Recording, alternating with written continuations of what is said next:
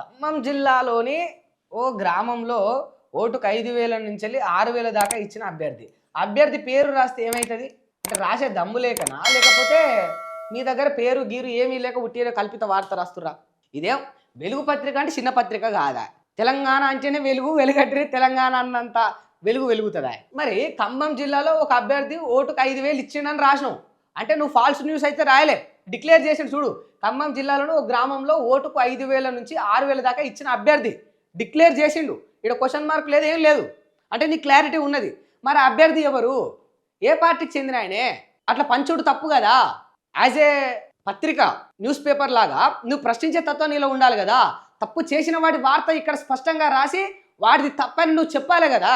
Entertainment లాగా అయిపోయింది చూడు. ఇప్పుడు ఊరూరా దావతులని ఒక హెడ్లైన్ తీసుకొని ఒక ఎంటర్టైన్మెంట్ వార్త రాసేసిండు. ఎంత పెద్ద ఫ్రాడ్ థింగ్ అది. ఓటుకు వాడు 5,000 పంచిండు, 6,000 పంచిండు అంటే ఎంత పెద్ద ఫ్రాడ్ థింగ్ అది.